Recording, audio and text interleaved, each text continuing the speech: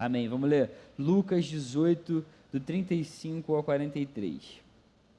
Ao aproximar-se Jesus de Jericó, um cego estava sentado à beira do caminho, pedindo esmola. Quando ouviu a multidão passando, ele perguntou o que estava acontecendo. Disseram-lhe: Jesus de Nazaré está passando. Então ele se pôs a gritar: Jesus, filho de Davi, tem misericórdia de mim. Os que iam adiante o repreendiam para que ficasse quieto, mas ele gritava ainda mais: Filho de Davi, tem misericórdia de mim. Jesus parou e ordenou que o homem lhe fosse trazido. Quando ele chegou perto, Jesus perguntou-lhe: O que você quer que eu lhe faça? Senhor, eu quero ver, respondeu ele. Jesus lhe disse: Recupere a visão, a sua fé o curou. Imediatamente ele recuperou a visão e seguia Jesus, glorificando a Deus. Quando todo o povo viu isso, deu louvores a Deus. Amém? Que texto irado, né? Que história maneira, meu irmão. Olha o poder de Jesus, cara. Jesus olhou para o cara, perguntou: o que você quer que eu faça para você? E ele falou: eu quero ver. Jesus falou: recupere a visão. Na mesma hora, o cara enxergou e começou a dar glória a Deus. Cara, que texto maneiro. Quem é Jesus para você? Quem é Jesus na sua vida? Se você olhar o tempo que você gasta, as coisas que você faz, os lugares que você gosta de visitar, de estar, enfim, de estar lá com seus amigos, quando você pensa nos seus sonhos, nos seus desejos, todos os seus pensamentos, quem é Jesus em tudo isso na sua vida? Em tudo isso que significa ser quem você é? Que lugar ele ocupa aí na tua mente? Que lugar ele ocupa no seu tempo? Que lugar ele ocupa em qualquer área, em qualquer aspecto, em qualquer, enfim, pedaço do seu ser, de quem você é? Quem é Jesus para você? Existe uma grande diferença se Jesus faz parte da sua vida ou não. Existe uma grande diferença do tamanho que Jesus representa dentro de você, dependendo se é muito ou se é pouco. O texto que a gente leu fala da cura de um cego. É um texto que é conhecido de muita gente. E esse texto ele pode ensinar para a gente muito sobre os desejos que a gente tem e sobre toda a nossa vida mesmo, como é possível a gente perceber a diferença que Jesus faz. Qual é o contexto desse texto aqui? Jesus estava passando, uma multidão estava seguindo Jesus e de repente um cego que ficava à beira do caminho ouve essa multidão e ele, sabendo que é Jesus que está passando, alguém informa ele sobre isso, ele começa a gritar desesperadamente, ele começa a pensar: cara, eu preciso chamar a atenção desse Jesus, e ele grita: filho de Davi, tem misericórdia de mim. As pessoas mandam ele calar a boca, não querem que ele fale, não querem que ele pare o mestre, e ele grita mais alto ainda, não está nem aí, ele fala: filho de Davi, por favor, tem misericórdia de mim. E é interessante que o cego reconhece o Messias em Jesus. Até então isso era uma coisa ainda que estava sendo desenvolvido, as pessoas ainda estavam vendo esse tal de Jesus, fazendo ainda alguns milagres, fazendo algumas coisas à vista dos outros, estavam comentando entre si aquele burburinho, mas ninguém ainda tinha certeza sobre quem Jesus era. E esse cego reconhece: você é o filho de Davi, você é aquele cara a respeito de quem as profecias falavam lá no Antigo Testamento: filho de Davi, por favor, tem misericórdia de mim. E o texto fala que Jesus parou. Cara, Jesus parou. Esse cara conseguiu chamar a atenção de Jesus. Uma multidão seguia. Pensa só isso, uma multidão, de repente fazendo barulho, de repente ali o barulho dos passos andando. Cara, Jesus para e olha para esse cego e manda chamar. E ele pergunta para esse cego: o que você quer que eu faça para você? Qual é o seu desejo? Qual é o seu sonho? Cara, o cego fala para ele: Senhor, eu quero ver. Imagina se hoje Jesus parasse na sua frente e perguntasse para você, cara, de qualquer coisa em toda a sua vida, Jesus agora aparecesse na sua frente e perguntasse: o que você quer que eu te faça? Mateus, o que você quer que eu faça por você? Já pensou? O que você quer que eu te faça? Você pode escolher qualquer coisa. Qual é o seu maior desejo? Qual é o seu maior sonho? Você não pensaria, de repente, naquele seu, sei lá, naquele seu maior desejo de toda a sua vida, aquilo que você já pensou em toda a sua vida? Cara, nesse momento, olha só isso, o cego ele está diante da única chance, da única solução que ele poderia ter em toda a sua vida, no momento em que a medicina, cara, devia ser muito precária ainda. Se hoje é difícil um cego voltar a ver, é muito difícil, de repente, alguém que nasce com... Cara, tem que ser algum defeito muito tranquilo de resolver para alguém voltar a ver. Imagina nesse tempo, no tempo de Jesus. Mas, poxa, Jesus pergunta o que ele queria que ele fizesse. E aí, naquele momento, o cego percebe, cara, que o maior sonho dele realmente pode ser realizado. Se ele não cresce no poder de Jesus, talvez o cego fizesse um outro pedido. Era um cego, beleza? Estava ali à beira do caminho, era alguém que precisava mendigar, precisava pedir para comer. Se ele não cresce no poder de Jesus, ele talvez falasse: pô, Jesus, me ajuda aí a me alimentar melhor, me dá um dinheiro, pô, a vida está tão difícil, esse cego é muito complicado nesse tempo, no século I. Pô, me ajuda aí com alguma coisa, fala aí para as pessoas de repente se importarem mais com a minha vida. Não, cara, o cego reconhece que Jesus pode. Ele fala assim: eu quero ver. Ele não só percebe que Jesus tem esse poder, mas ele vê que Jesus era a única solução que restava para ele. E Jesus realiza ali, cara, um grande milagre. E é o maior desejo desse cego. E o cego volta a enxergar. Cara, isso não é bizarro? A gente lê a Bíblia, às vezes, parece que é uma história, né? Vários contos, várias ficções ali. Pô, é legal acreditar, mas, cara, isso é realidade, meu irmão. Jesus curou um cego. O cego voltou a ver com o poder de Jesus, com a palavra de Jesus. Pensa só, o cego antes da perspectiva, da proximidade de Jesus, só restava para ele sobreviver pedindo esmola. Só restava para aquele cego viver mendigando. Cara, a vida dele devia ser difícil pra caramba, a vida dele devia ser muito ruim, a vida dele devia ser muito, poxa, cara, complicada. Se hoje um cego mendigando já deve ser difícil, imagina nesse tempo, a dificuldade de uma pessoa assim viver. De repente um mestre, o Jesus, alguém que agora começa a fazer vários milagres, começa a curar os doentes, começa a se importar, alguém que começa a libertar as pessoas de espíritos imundos e malignos. De repente esse cara está passando, cara, eu vou fazer alguma coisa, ele tem que me ouvir, ele tem que me dar atenção. E Jesus para, Jesus ouve, e Jesus pergunta qual é o seu desejo, e ele fala, e Jesus atende aquilo ali. Jesus faz toda a diferença, cara. Jesus faz toda a diferença, Jesus é real, Jesus tem esse poder, Jesus pode fazer esse tipo de coisa. Sabe o que a gente aprende com esse texto? Em primeiro lugar, quando Jesus está presente, qualquer coisa é possível. Quando Jesus está presente, quando Jesus para, olha para você, te ouve, cara, qualquer coisa é possível, nada é impossível para Jesus, nada é impossível para Jesus. Versos 41 ao 43, o que você quer que ele faça? Senhor, eu quero ver, respondeu ele. Jesus lhe disse: recupere a visão então, a sua fé o curou. Agora, pode enxergar. Imediatamente, o texto diz, imediatamente ele recuperou a visão. Cara, você tem ideia da complexidade do que é poder enxergar?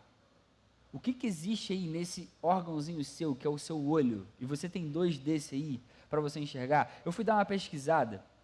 Há um tempo, alguns engenheiros tentaram criar algo parecido com o olho humano.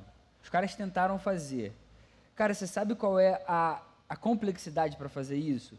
Para conseguir imitar um olho, eles teriam que ter 1 milhão de vezes... Como é que é a parada? Calma aí, que eu anotei aqui e ficou meio confuso. Calma aí, olha só. Nenhum chip de computador consegue fazer o que a retina faz. Para conseguir, para um chip fazer o que a retina faz, ia ter que ser 1 milhão de vezes maior do que a retina e teria que pesar 40 quilos. Para você tentar imitar um olho humano de uma forma artificial, cara, ia ser um chip de 40 quilos e com 1 milhão de vezes maior o tamanho do que a tua retina, que é esse pedacinho aqui da frente do olho. Uma retina humana pesa menos de 1 grama e tem uma espessura de 0,01 milímetro. Tá ligado? Outra parada, a nossa retina, para funcionar, ela consome 0,0001 watt, que é uma medida de eletricidade. Uma retina artificial ia precisar de 300 watts, além de um sistema de refrigeração. Brother, você está entendendo? Para tu criar um olho artificial, tu ia ter que fazer um troço desse tamanho, botar uma refrigeração para isso funcionar, ia ter que gerar uma energia, uma eletricidade para isso funcionar bizarramente. E você tem tudo isso aí em 2 globos oculares agora e você está me enxergando. E tem várias outras, eu não vou ler isso aqui não, porque nem deve estar maneiro para você saber, enfim. Cara, com toda essa complexidade do olho humano, brother, Jesus parou e falou assim, recupera a visão. E ele voltou a ver, no século I. Você tem ideia dessa parada, cara?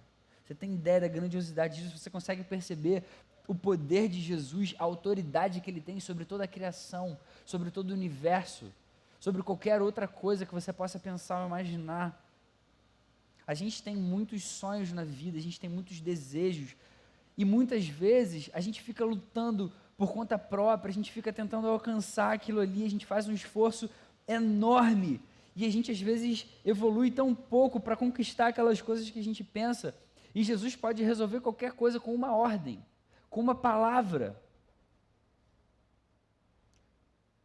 O que a gente precisa aprender em primeiro lugar aqui? Jesus pode resolver qualquer coisa com uma ordem, com uma palavra. E qualquer coisa se resolve, cara. Você consegue conquistar qualquer sonho, qualquer outra coisa na sua vida, qualquer desejo que você tenha. Mas uma coisa é você tentar sozinho, outra coisa é Jesus estar presente e fazer isso por você. Eu lembro na época que eu fiz o meu vestibular, foi em 2004, 16 anos atrás, o tempo passa muito rápido. E eu lembro que naquela época eu queria fazer economia numa faculdade que naquela época seria impossível. Seria impossível meu pai pagar, era uma faculdade muito cara, era uma coisa muito difícil. Cara, Deus sabe o quanto eu orei, o quanto eu me coloquei diante dele, o quanto eu pedi, o quanto eu estudei também, o quanto eu tentei fazer a minha parte, mas só eu, sozinho fazendo, seria impossível. E aquilo aconteceu, graças a Deus eu consegui passar, consegui fazer. Cara, porque existem coisas na nossa vida que só com Jesus isso vai ser possível de acontecer. Se Jesus não tivesse presente lá naquela época, ajudando, fazendo com que aquilo fosse possível, seria impossível. Seria impossível. E tudo aconteceu para a glória dele, para o propósito dele, pela vontade dele. Porque existem coisas na nossa vida que só Jesus pode fazer, só Jesus pode realizar, sejam nossos maiores sonhos, sejam nossos maiores desejos, seja qualquer outra coisa, alguma dificuldade pela qual você esteja passando hoje. E aí agora a gente pode pensar, por exemplo, no nosso ministério, cara, no UP. Cara, você sonha com isso aqui? Você ama estar aqui? Você pensa sobre essa galera que pode estar aqui, pode se converter, pode conhecer Jesus? Como é que é o seu coração com relação ao UP? Você pouco se importa? Você está aqui hoje porque você foi obrigado pelo seu pai, pela sua mãe? Você sabia que esse lugar aqui pode ser um lugar irado, muito maneiro, dependendo só de você e do quanto você ama Jesus? Onde Jesus está, isso faz toda a diferença. O quanto você tem contribuído, o quanto você tem se dado, tem pedido, tem orado, tem amado Jesus a ponto dele estar presente nesse lugar na sexta-feira à noite, a cada semana. Tá ligado? Olha para lá para trás, cara, quanto espaço vazio que podia agora estar cheio de adolescente. Ainda bem que vocês olharam, achei que vocês nem iam olhar, não. Maneiro que vocês olharam mesmo, obrigado por interagirem. Cara, podia estar lotado de adolescente aqui. Você tem orado por isso? É claro que tem um aspecto que, a gente vai pensar, né? A gente está numa igreja reformada, a vontade de Deus é soberana, poxa, e tal, mas, cara, tem uma parte nossa mesmo de sonhar, de querer, de crer na palavra mesmo. O que a gente está falando aqui, aonde Jesus está, nada é impossível, nada é impossível. Você crê nesse Jesus, você ama esse Jesus, você quer isso, você quer viver um ministério assim. Você pode, cara, isso está na sua mão, isso está na nossa mão, Deus deu para a gente essa responsabilidade, deu para a gente essa alegria, deu para a gente esse privilégio, a gente pode fazer isso. A segunda lição que a gente vai aprender com esse texto é que quando a gente busca Jesus como a única solução, Ele vai ouvir. Quando Jesus se torna a nossa única solução, a única fonte de resposta para alguma coisa, seja um sonho, um desejo, seja uma preocupação, uma dificuldade, Ele vai ouvir. Os versos 37 e 38 dizem pra gente que as pessoas disseram, cara, Jesus de Nazaré está passando. Então o cego se pôs a gritar, Jesus, filho de Davi, tem misericórdia de mim. O cego gritou e Jesus ouviu e parou. Chamou a atenção de Jesus. Repara, Jesus não necessariamente vai fazer o que a gente quer, do nosso jeito. Eu não estou falando isso, mas é certo que Ele vai ouvir. Cara, isso pode fazer uma diferença gigante na nossa vida.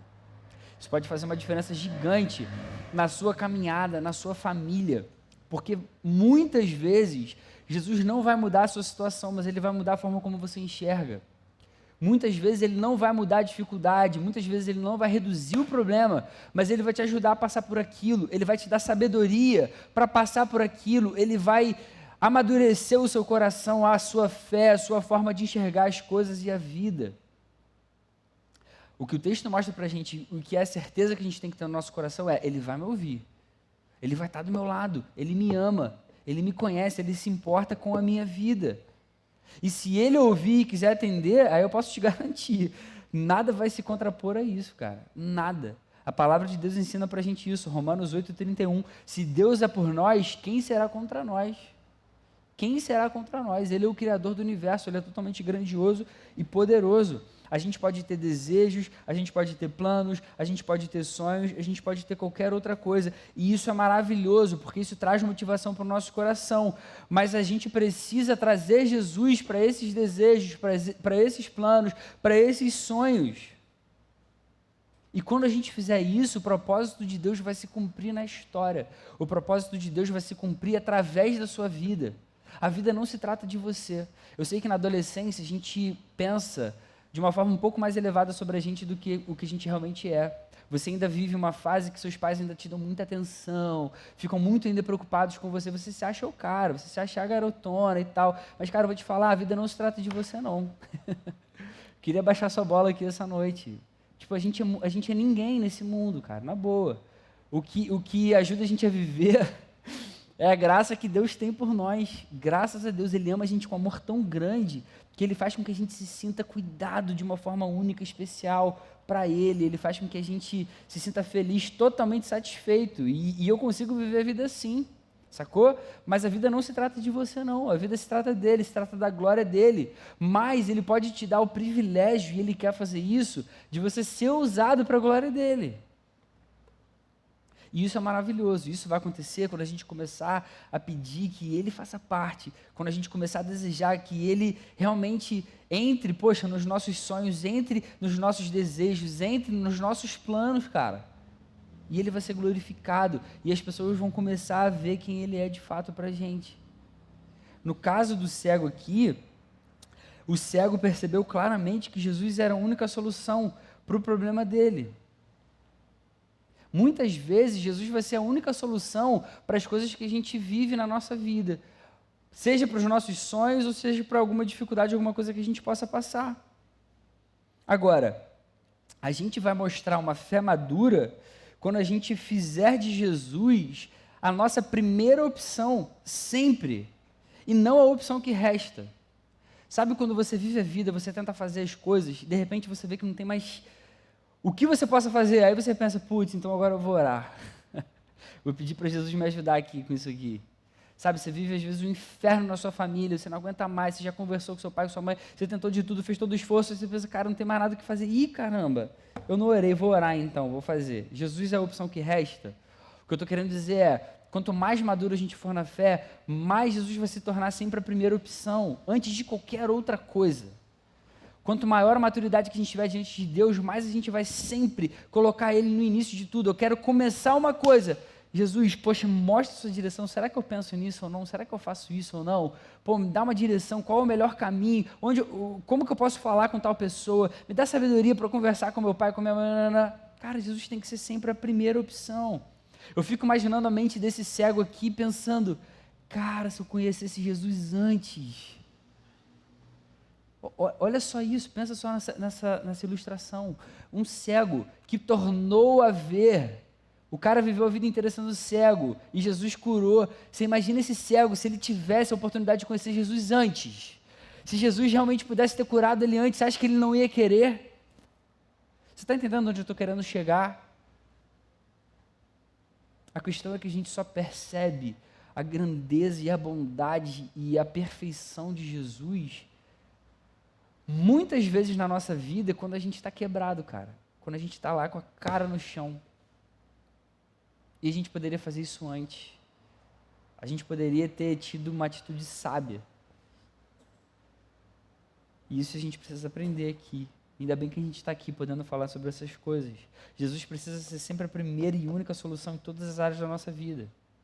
Eu não gosto daquelas frases que as pessoas falam assim, não, primeiro você tem que fazer de tudo, depois você pede ajuda de Deus, né? Primeiro a gente tem que, tentar, se esforçar, fazer alguma coisa. Cara, eu acho que não, a gente tem que fazer sempre antes, pedir mesmo a bênção de Deus, a ajuda dele, para ele direcionar, até para que a gente comece a fazer o esforço mais correto possível, para a gente não se ferrar todo. Tudo que a gente fizer vai ser muito melhor, vai ser muito mais excelente, vai ser muito mais bonito se a gente falar antes com Jesus, se a gente buscar antes a vontade de Jesus. Se você tem plano na sua vida, mesmo sendo ainda novo, se você tem sonhos na sua vida, mesmo tendo ainda bastante vida para viver, cara, consulte a Jesus antes de tomar qualquer decisão. Seja na escolha de um namorado, de uma namorada, seja na escolha de uma profissão, seja na decisão de repente, ir morar fora do país, seja na busca por qualquer outra coisa na sua vida. Se você aprender a colocar Jesus antes de tudo, antes de tomar qualquer decisão, antes de ter qualquer atitude, com certeza as coisas vão ser muito melhores. Não que Jesus vai responder e fazer aquilo que a gente quer, não. Mas a gente vai começar a entender e a vida vai ser muito mais fácil, porque a gente vai ter certeza que colocou nas mãos dele, talvez não aconteça como eu imaginei, como eu pensei, como eu planejei, mas cara, eu estou em paz, porque estava na mão dele o tempo todo, ele mostrou agora isso, e na maioria das vezes, quando a gente consegue viver assim, a gente percebe, caramba, Senhor, muito obrigado, porque olha só como é que eu sou mané, cara, eu queria tanto fazer dessa forma, foi muito melhor a forma que você me mostrou. Quantas vezes a gente pode ouvir histórias assim, e a gente pode ver essas coisas acontecendo. Se a gente buscar Jesus como a primeira e única forma de conquistar qualquer coisa na vida, ele certamente vai ouvir. Jesus vai ouvir. A gente vê isso na história, a gente vê isso na vida, e a palavra garante isso pra gente. Terceira lição desse texto: quando Jesus se torna o principal da história, quando ele se torna a peça principal, Deus é glorificado, como sempre teve que ser, e todo o povo louva. O verso 43 diz que o cego foi curado, Jesus deu uma ordem, ele recuperou a visão, e ele seguia Jesus glorificando a Deus, e diz ainda que quando todo o povo viu isso, deu louvores também a Deus. Cara, o cego foi curado por Jesus, ele passou a seguir Jesus glorificando a Deus, ele entendeu o poder de Jesus, ele entendeu a bondade de Jesus, ele entendeu que Jesus era o principal na sua história. Cara, a história aqui não é a história do cego, a história aqui é a história do poder de Jesus sobre a cegueira. Essa história que a gente leu não é a história do cego, é a história de Jesus, é a história do poder de Jesus sobre qualquer doença, sobre qualquer dificuldade. A história é sobre Jesus, a vida é sobre Jesus. A gente está aqui por causa de Jesus. Na maioria das vezes, Jesus vai permitir que alguma coisa aconteça para que o Pai seja glorificado, seja bom ou seja ruim. Isso está acontecendo aqui. E é assim que a palavra ensina para a gente. Nunca as realizações de Jesus, os feitos de Jesus acontecem sem que haja algum propósito. Sempre que a gente fizer de Jesus a peça principal em qualquer situação, Deus vai ser glorificado, cara. Deus vai ser glorificado. Eu lembro de uma coisa que a gente já viveu aqui na igreja. A galera do Gol, acho que do Up também estava junto. Lá em 2016, a gente fez um culto que a gente chamou de culto de evangelismo, em que a gente queria chamar os nossos amigos de oração. A gente orou por aquilo, combinou, jejuou por aquilo, fez vigília mesmo pedindo para que Deus falasse com os nossos amigos. Foi a primeira vez que a gente fez isso, lá em 2016, final do ano. Na nossa mente a gente pensava assim, cara, se vierem 200 pessoas vai ser irado já e tal. Cara, e passou muito assim daquilo que a gente imaginou que vieram mais de 340 pessoas nessa noite. E a gente contou de pessoas que a gente nunca viu na vida, mais de 111 pessoas. A gente pensou assim, cara, foram 111 visitantes numa noite. Cara, que parada maneira. Eu tenho certeza que Deus foi glorificado naquela noite. Porque a gente quis realmente o tempo inteiro que Jesus fosse o principal, que Ele fosse exaltado, que Ele fosse glorificado. Com certeza a semente foi colocada no coração de todas essas pessoas que ouviram a primeira vez, ou que vieram visitar ali naquela noite. Quando a gente deseja alguma coisa, e Jesus aparece como o mais importante, como Ele vem realmente, quando Ele vem como muito mais imprescindível do que a gente, Deus é glorificado e o reino se alegra. E é isso que Deus quer da nossa vida. Ele quer que a gente aprenda que Ele é muito mais importante, Ele está muito à frente, Ele está muito acima do que cada um de nós aqui. E aí a gente vai ver que o povo começa a ver motivos para louvar. Cara, isso é muito maneiro nesse texto, cara. Isso é muito maneiro. Sabe o que isso está querendo dizer para a gente hoje aqui? Que se a gente de fato coloca Jesus aqui em primeiro lugar, as pessoas de fora começarem a ver a nossa vida transparecendo, refletindo quem Jesus é de fato, a gente colocando Jesus na frente, Ele em primeiro, Ele como o principal, o povo vai ver e o povo vai louvar por isso. O povo vai aprender a respeito do Evangelho assim, cara. Isso é muito maravilhoso. É muito maravilhoso. Quando a gente entende que Jesus é a razão principal em toda a nossa vida, as pessoas ao redor são abençoadas com a gente. A gente começa a cumprir o propósito de Deus, a gente começa a cumprir o propósito do reino, a gente espalha o amor real, altruísta de Jesus, a gente mostra de fato quem governa a nossa vida e a gente dá um bom testemunho.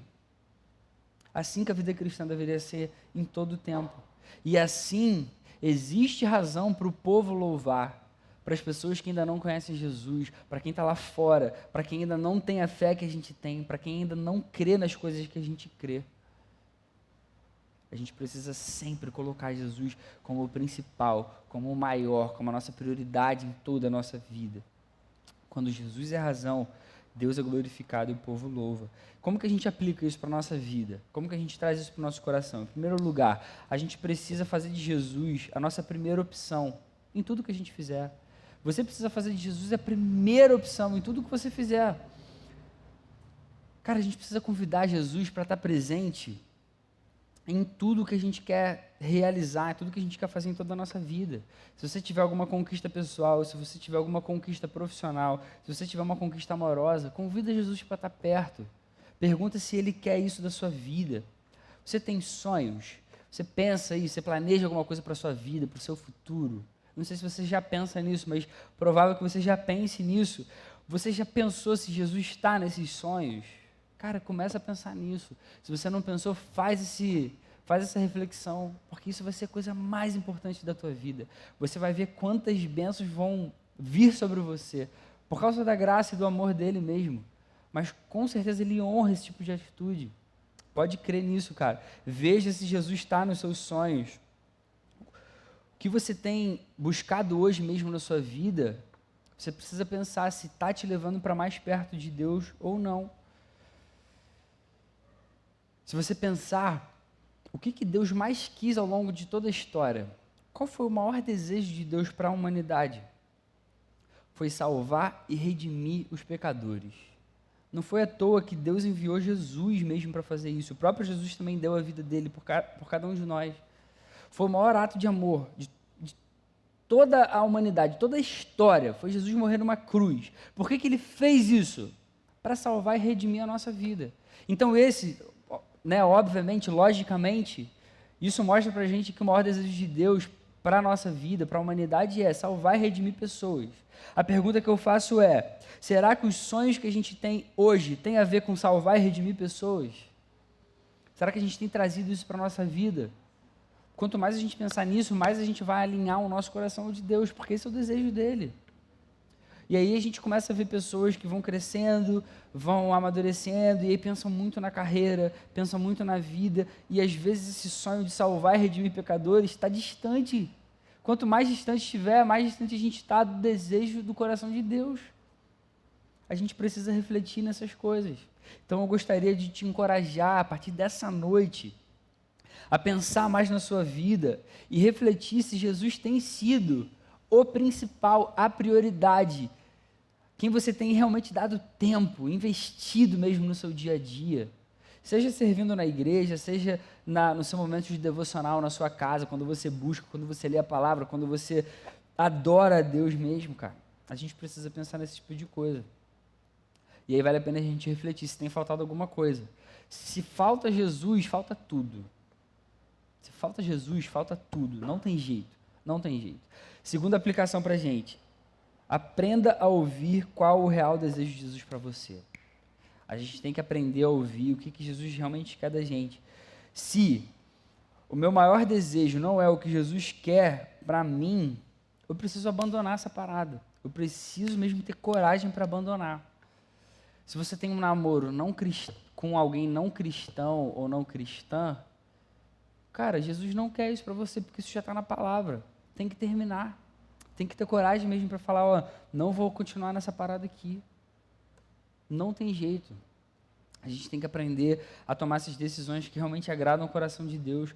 Se você, de repente, quer uma profissão que vai te levar para longe de Deus, que vai ocupar o seu tempo, o seu espaço e todo o seu coração, cara, larga aquilo, vai fazer outra coisa.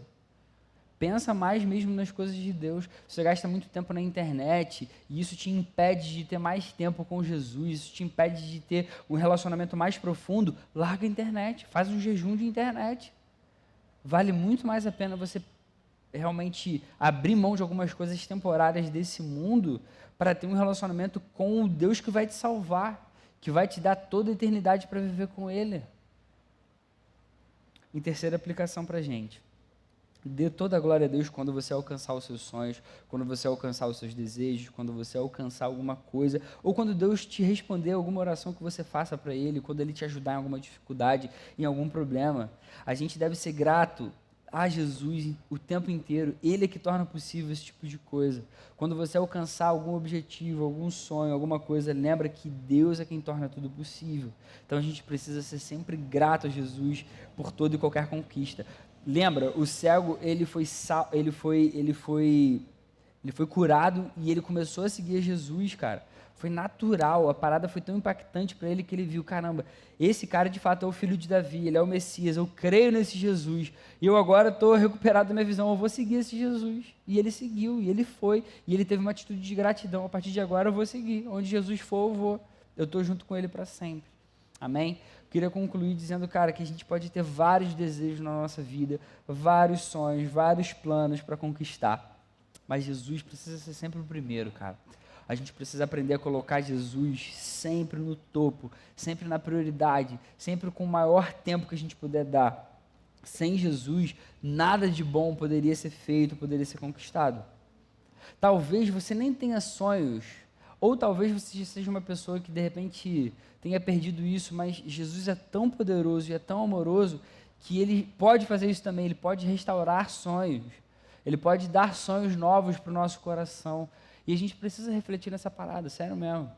A gente precisa pensar, pô, o que eu tenho sonhado, o que eu tenho desejado, o que eu tenho querido para a minha vida, sacou? E aí você pode ser honesto mesmo. Às vezes você está me ouvindo e pensando, cara, você está falando, está tão distante da minha vida, eu não tenho nada disso, eu nem penso nessas paradas, para mim eu só quero agora voltar e ver meu YouTube lá, quero só jogar meu videogame, tá de boa. Mas cara, a vida vai passar, brother. A vida vai passar, o tempo passa, o tempo é muito rápido, e vai chegar uma hora que você vai ver, vai olhar para trás e falar, cara, quanto tempo perdido. Ainda bem que a gente está aqui essa noite podendo falar sobre isso, para a gente perder menos tempo, para a gente focar no que precisa ser focado, para a gente colocar a nossa vida, o nosso empenho, o nosso investimento, o nosso esforço, a nossa dedicação em coisas que valham a pena, em coisas que são eternas, em coisas que vão fazer a gente ser mais parecido com Deus, em coisas que vão ajudar a gente a não ter uma sensação de tempo perdido, de fracasso daqui a alguns anos. A gente precisa falar sobre isso agora. Quanto antes, melhor. Não tem idade certa para isso. Tem gente com 9 anos de idade que tem experiência com Jesus e muda tudo. Tem gente com 14, tem gente com 20, tem gente com 50. Agora, eu te garanto, pergunta para o de 50 se ele não queria ter tido isso lá com os 9. Ele queria. Qualquer um gostaria. Da mesma forma que o cego gostaria de ter conhecido Jesus na infância dele e ter tido a sua vista ter tido a sua vista restaurada e curada. A gente precisa pensar nisso, cara, o quanto antes. E se a gente tem o privilégio de estar num momento como esse e podendo ouvir essas coisas, cara, isso é graça e amor de Jesus. Eu queria muito que você cresça nisso que eu estou falando essa noite, cara. Jesus ama tanto a sua vida que Ele te deu a oportunidade de estar aqui com a idade que você tem hoje, novo ainda, podendo fazer diferente, podendo mudar agora, podendo buscar agora, podendo amar agora, podendo viver agora. Isso vale para toda a nossa vida. Eu tenho certeza que daqui a muitos anos, assim, Deus vai talvez lembrar alguma coisa do seu passado e você vai talvez me dar razão. Que Deus tenha realmente falado contigo essa noite, amém? Vamos fazer uma oração? Muito obrigado, Senhor, pela presença nesse lugar, pela tua palavra que muda completamente a nossa história, a nossa vida, o nosso coração. Obrigado porque isso é amor que você tem por cada um de nós, Deus. A gente te agradece e te louva por isso, Senhor. Por esse amor, por essa graça, por essa misericórdia que você tem sobre a nossa vida, Senhor. Se não fosse isso, o que seria de nós? Obrigado porque você tem abençoado essa galera, Senhor, que tem estado aqui semana após semana, tem se reunido nas células. Continua dando, Senhor, essa vontade, esse desejo pela Tua palavra, pela Tua presença, para que a gente te busque, para que a gente viva uma vida agradável ao Senhor. Senhor, abre os nossos olhos para a gente enxergar a Sua verdade, Senhor. Da mesma forma, Jesus, que você abriu os olhos desse cego há 2000 anos atrás, mais ou menos, abre hoje os nossos olhos, Senhor, espirituais, para que a gente te enxergue, para que a gente veja a Sua beleza, para que a gente veja a Sua bondade, e a gente consiga te amar com todo o coração, e a gente consiga viver essa vida para a Sua glória, Senhor, independente da nossa idade, Senhor. Eu sei que não importa, Senhor, quantas coisas a gente já viveu, qual a experiência que a gente tem, não importa se a gente tem 11 anos ou 20, Senhor, mas o que importa agora, Senhor, é a gente ter um coração quebrantado na Sua presença, Senhor.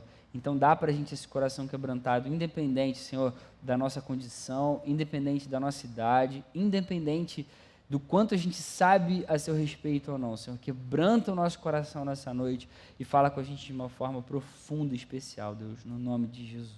Amém. Amém.